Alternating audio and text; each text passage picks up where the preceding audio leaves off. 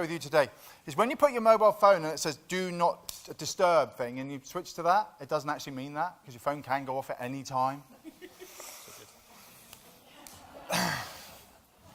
Sorry, Sue, it's a bit of a confession there. Right, okay. Is that better, Andy? Yay. Okay. Wow. I have to say, what an incredible audience. The level of knowledge, of passion, of enthusiasm, depth of research, professorships, doctorates, scares the hell out of me. I'm just a trainer who uses the science of behaviour. And so when Sue says, I know, Ben, why don't you do a session at the conference teaching people all about HPC, but can you just make it about HPC and do it in an HPC sort of way? And a kind of granny sucking eggs came to mind for a moment or two. So I want to take you on a bit of a journey, and you will probably need a pen and a bit of paper. So now's a good time to rummage before we get started, to challenge and get some thinking in a kind of we can't even do the breakout thing where you all wander off to different rooms and come back. So we're kind of doing a breakout where you sat. And it's a timed HBC thing as well. That's good. We've got to get ready for another break.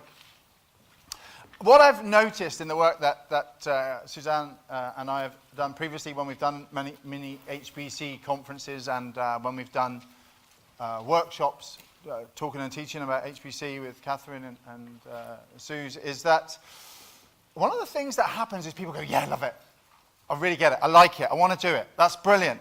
But it won't work for me in this situation.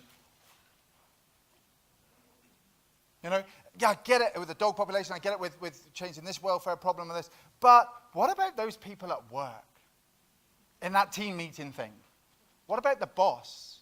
What about my partner? What about my teenage daughter? Are you telling me HBC principles are going to work in all of those areas? So I thought I'd explore that with you.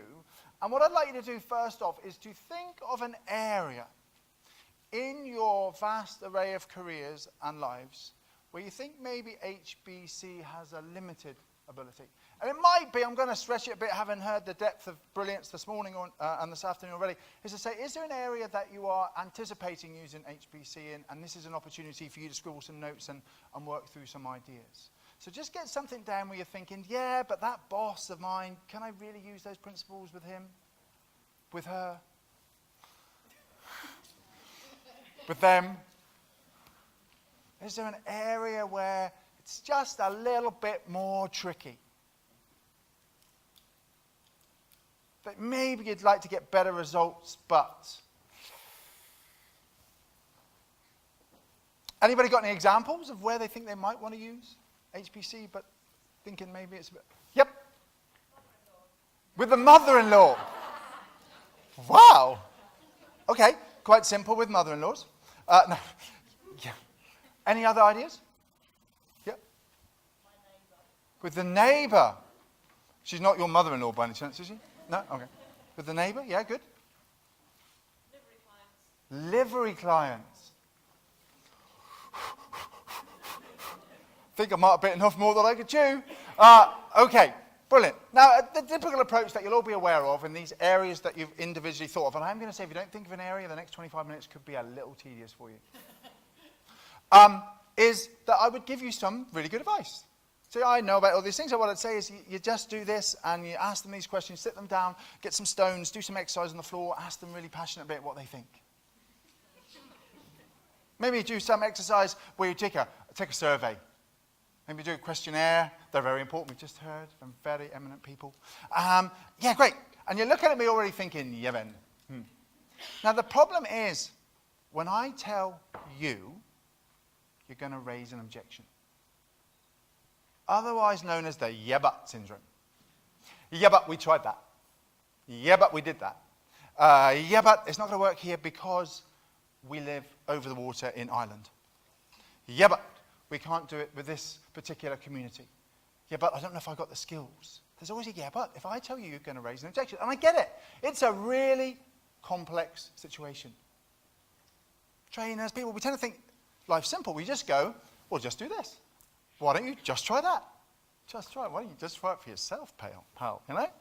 The point is it's really complicated. There's a lot of issues involved. History, environment, people, passion, ability, just everything that goes into it. And some trainer's going to stand there and tell you what the solution is. Okay, so we know that isn't going to work. So what I'm going to ask you to do is use that as-if principle. I would like you, for a couple of minutes, to act as if you are a world-renowned HBC consultant. Now, that shouldn't be too difficult for most of you because you are already. What I want you to do is imagine that you are top of the tree, phenomenally brilliant at this stuff.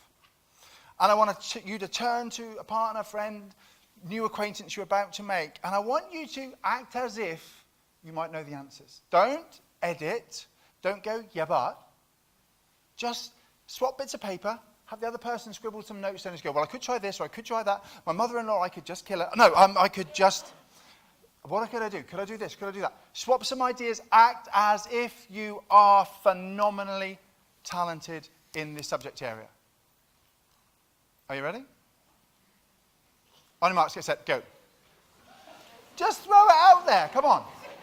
Some of you got to find a partner. Come on.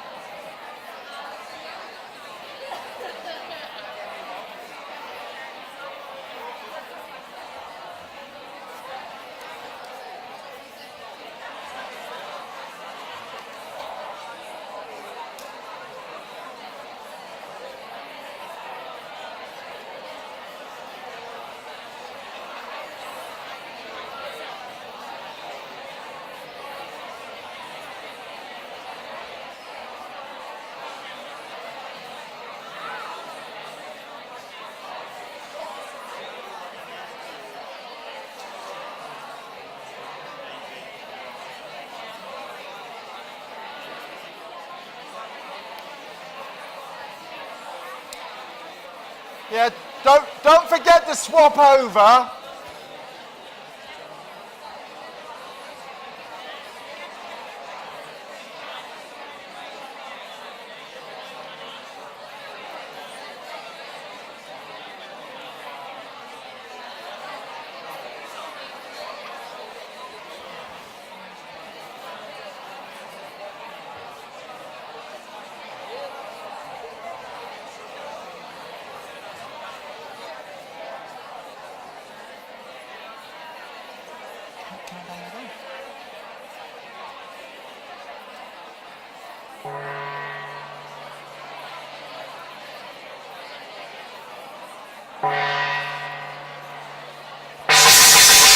And back in the room.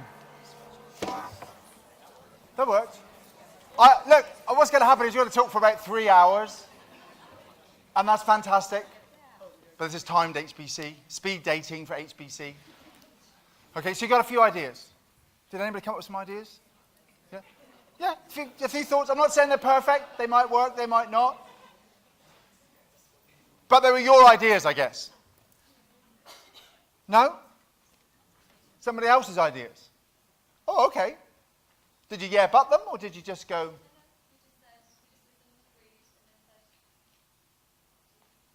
Okay. The interesting thing is, of course, when the answer comes from you, it's the truth.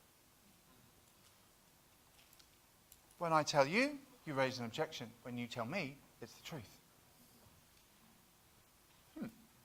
So we've got maybe some better answers, maybe some ideas, maybe some thought processes in your mind of what we could start to do. Did we come up with anything with the mother-in-law?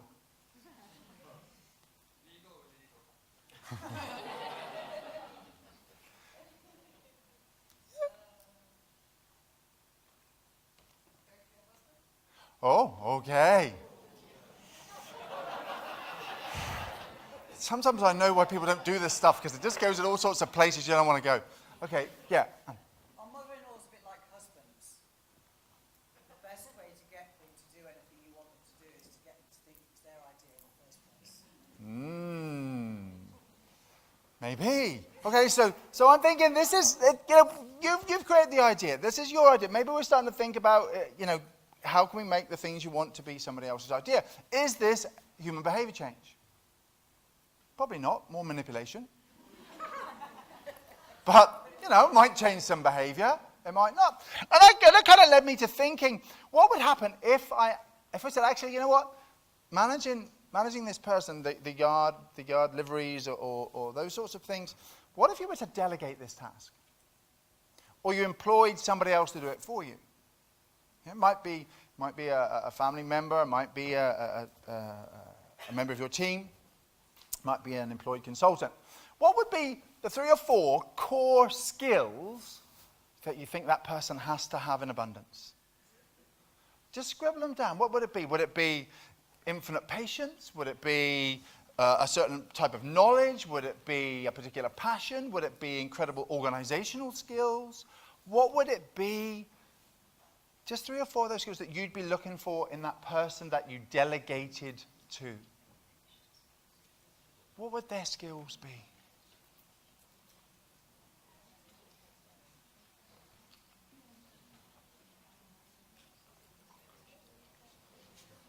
Just write down 2, 3, whatever you got there with me.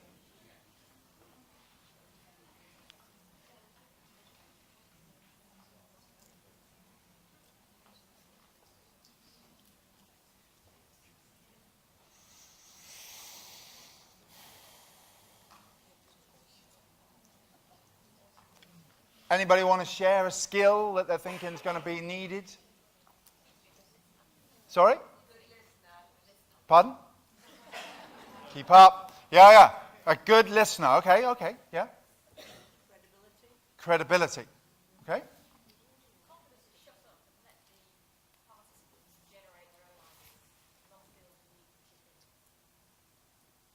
Yeah.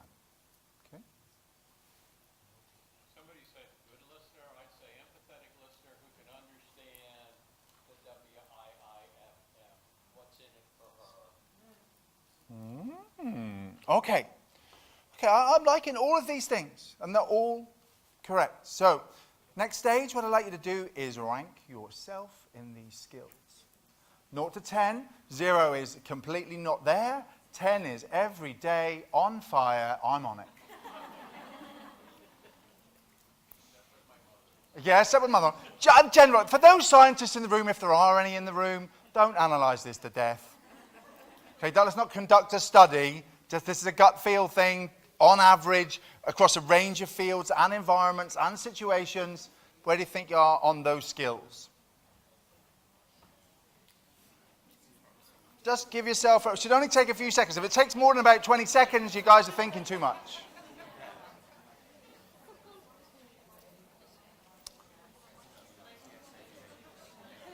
So, all you now have to do is pick two of the areas, 2 of the things, the skills that you maybe identified that maybe you're not at a perfect 10, and I'm being very presumptuous there, and I apologize if you're all on a perfect 10.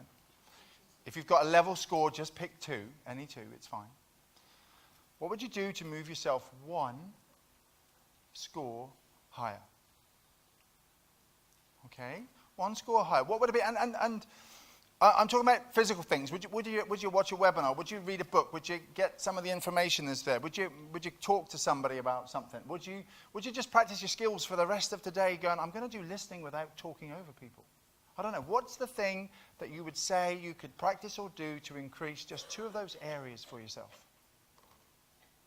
What could you do? Physically, something to write down to say, maybe I could just, if I'm going to be an empathetic listener who thinks about what's in it for me, am I going to have what's in it for me tattooed on my hand? I don't know.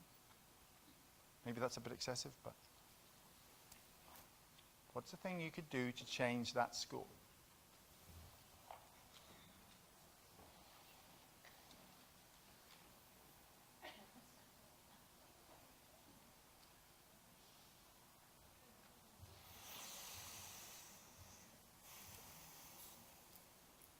So I'm figuring across the audience we probably got a few things down that we could improve the score. You know, maybe I could do a little bit of this. Is that a human behavior change? No, that's a load of ideas on a piece of paper. That seemed like a good thing today, but come Wednesday, when you're completely thinking about something else and you're heading in a different direction, you might just remember to read, or you might not. Okay. What about if I asked you, you took the stuff on we just said. You've taken those two things. You delegated it or you didn't. And in 3 months' time, you're looking back and it didn't quite work out. You and the mother-in-law are now not talking. That may be an advantage or not, I don't know. But the point being, looking back, say in December and saying, what caused that to not work? What is it that happened that didn't work? Why didn't it work? Now, you know yourselves better than anybody else, so what was he didn't do? I'll give you an example. I didn't practice the presentation because, I don't really like the presentation, doing the practical, and it didn't quite go as I wanted it to do. Is that wrong? Is that what happened? I don't know. What is it, if you were 3 months into the future, what caused the situation not to be as you wanted it to be? What would it be looking back from December, back onto that behavior change? What didn't happen? What are the obstacles? That's what we're looking for, that you already know to the change. Oh, I got them going quiet.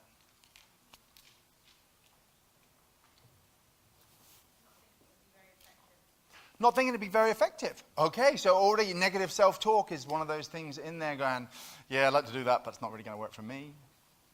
Cool. Not providing the time for yourself to do whatever it is you're going to do. Not providing the time. Fantastic. Like that, yes? I would say it's my inability, as much as I try, to imagine myself into somebody else's life. Brilliant. Okay. Cool. Like that. Yes. Good. Anything else that people are discovering might be an obstacle, kind of looking back from December?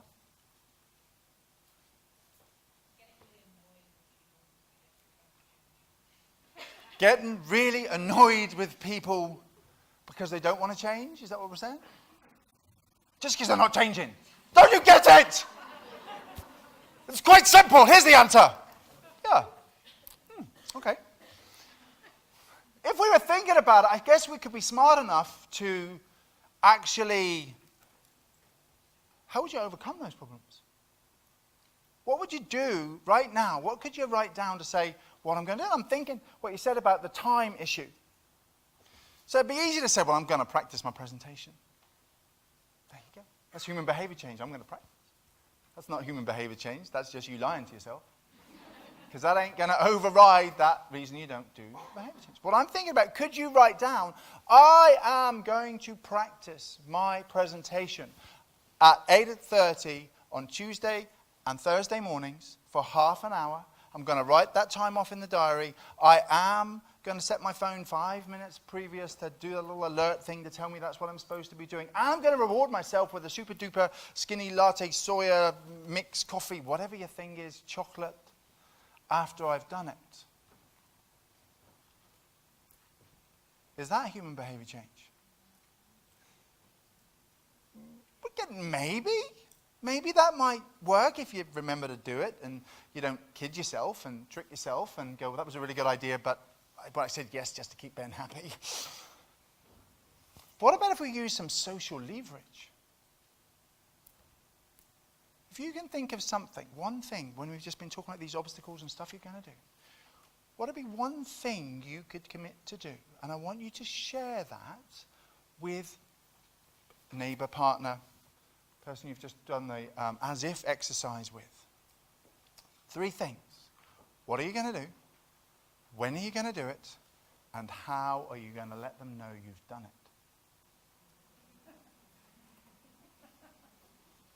3 things. Have a quick think about it. Share it with your neighbor. Make it. But if you need to get a... I'm not serious about it at this point. You think I'm all joking now. This is a serious bit. You got to do it. Let's have your email address. I'm going to do it. I'm going to write down those things, put them in my diary. I'm going to do it tonight, and I'm going to tell you tomorrow morning at coffee I've done it.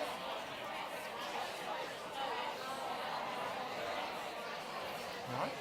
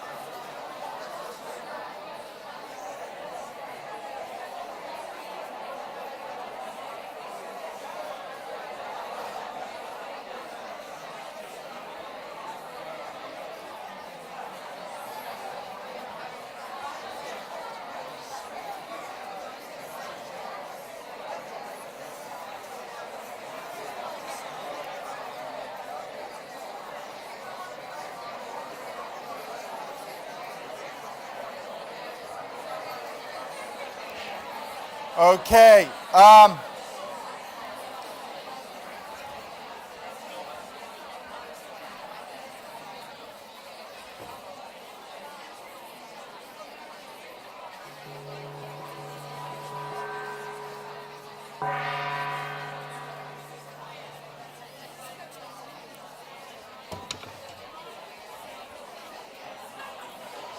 Okay.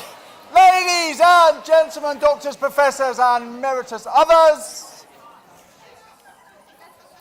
I'm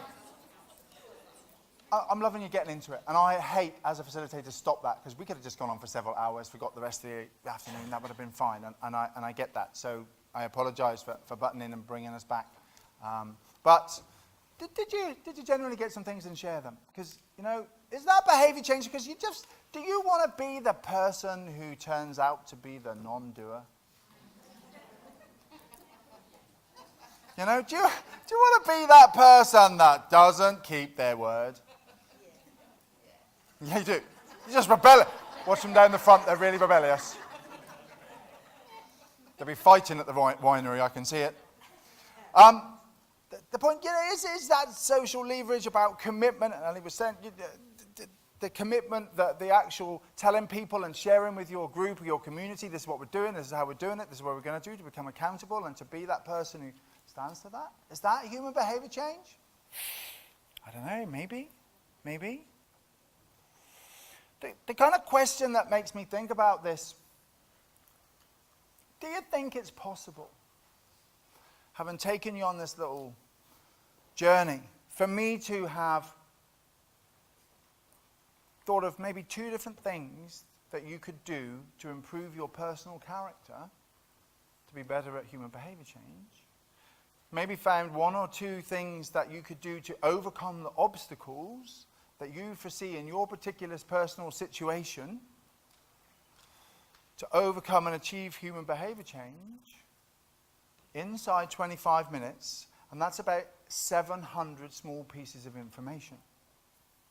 Is that possible for me to have given you that information? I've just told you, I know what you need to do. I know what you need to do. I know what...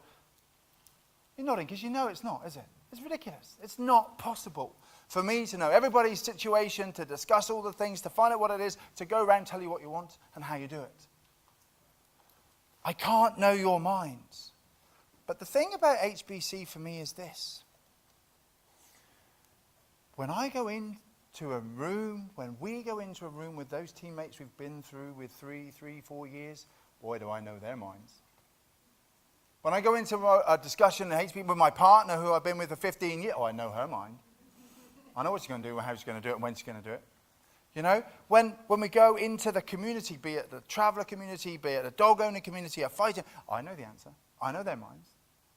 And the problem is the moment you know the answer, HBC becomes manipulation to change behavior. But HBC isn't about that manipulation to change behavior. It's about understanding the behavior in the first place. It's about trying to understand and thinking to yourself, you know what? I do not have a clue what is in your mind. Because if you don't have that precept, what's going to happen is that you are going to colour the questions you ask. You're going to change your perception of the answers. You're going to affect the results you get because you want to make sure that your beliefs match the answers you're getting.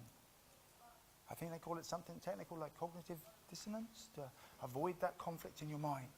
So for me, you have to start with, I don't have a clue about your problem, but I know someone who does. And I am willing to learn. Now, hopefully we've given you some thoughts, some ideas. If I was a really good presenter in a traditional way, I would give you some take-home notes. But this is HBC. I have no idea what your notes are or what your take-homes are. So I'm going to give you just a minute to scribble down whatever you need to do, whatever you've got from the last 35 minutes of your life, which I've just extracted from you. Thank you for giving that to me. And when you've done that, it's going to be coffee time. Okay, I think we are going to be stopped for coffee for about 15 minutes. Is that right? I'm going to check my little notes here. We're going to be back in the room. 4:05. We're going to be back in the room at 4 minutes past 5. Thank you very much.